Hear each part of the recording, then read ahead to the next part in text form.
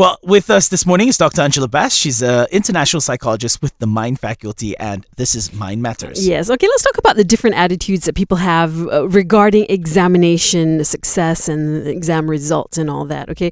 Now, my husband, all right, he is pretty relaxed. He seems to believe that, exams are fine, but don't make it the be all and the end all of your young life.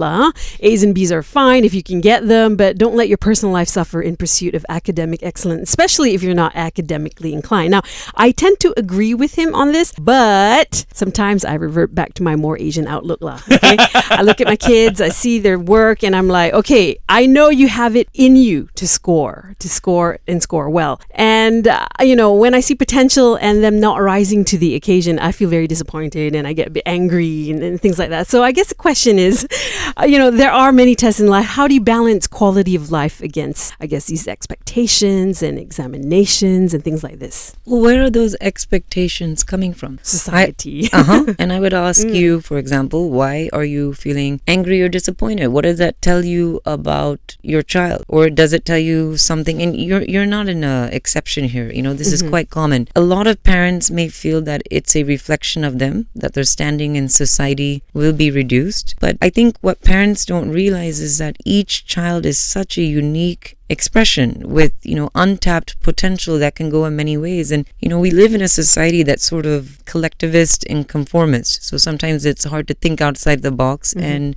when our focus, for example, is you must get this many A's or you must be, scoring 100%. If somebody has an aptitude, for example, to be a water skiing champion, that's so out of the box that probably proves to be threatening, and parents are probably coming from that because my child would be an outlier or wouldn't be accepted in society and therefore might be left behind. So my first thing would be question these society dictates, these cultural dictates. Why are we getting angry? Why are we getting disappointed? And so often these values have been passed across, it's intergenerational. Lawyer, doctor, engineer, top earning income, and that equates happiness. But does it really? Because, our rate of chronic tension, blood pressure, diabetes, divorce, anxiety, all paint a picture otherwise. And, quite often we look at exams, which, what career would that give us? But I think another question we can ask to sort of get that life balance is, what kind of life do I really want to lead? What kind of person do I really want to be? And after answering those two questions, which job fits into that paradigm? All right. That's an interesting way to look at it. Well, Doc, it's been a pleasure having you in the studio. Thank you so much for joining us this morning. My pleasure. Any special message to all our students getting the results tomorrow? I just want to say that I am so proud of all of you for your dedication and your hard work and your perseverance. You are a victor just for showing up. Great piece of advice there. If you missed out, you can always listen to the podcast at Lite.my. When we come back next,